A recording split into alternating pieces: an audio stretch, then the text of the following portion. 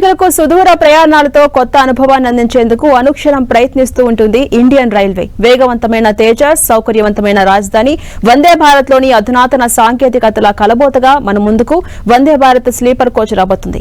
దేశంలోనే మొట్టమొదటి వందే భారత్ స్లీపర్ రైలును డిసెంబర్ చివరి నాటికి ఢిల్లీ, పాట్నా మార్గంలో నడిపేందుకు సన్నాహాలు జోరుగా కొనసాగుతున్నాయి. బెంగళూరుకు చెందిన భారత్ ఎర్త్ మూవర్స్ లిమిటెడ్ ఫ్యాక్టరీలో తయారవుతున్న వందే భారత్ స్లీపర్ 2 రేక్లలో ఒకటి ఇప్పటికే పూర్తయింది.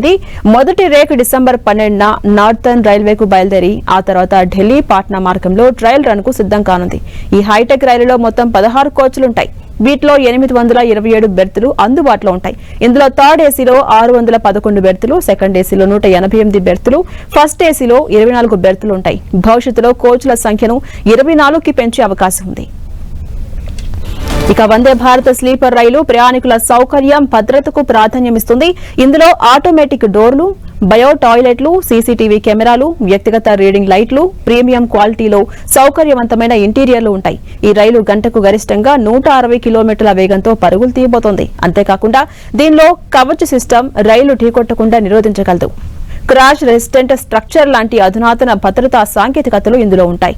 వందే భారత్ స్లీపర్ వారానికి 6 రోజులు నడిచే అవకాశం ఉంది. పాట్నాలోని రాజేంద్రనగర్ టెర్మినల్ నుంచి రైలు సాయంత్రం బయలుదేరి మరుసటి రోజు ఉదయం ఢిల్లీకి చేరుకోబోతుంది. ఈ నెలాఖరు నాటికి రైలు సాధారణ కార్యకలాపాలను ప్రారంభించేందుకు దానాపూర్ డివిజన్ సన్నాహాలు చేస్తుంది.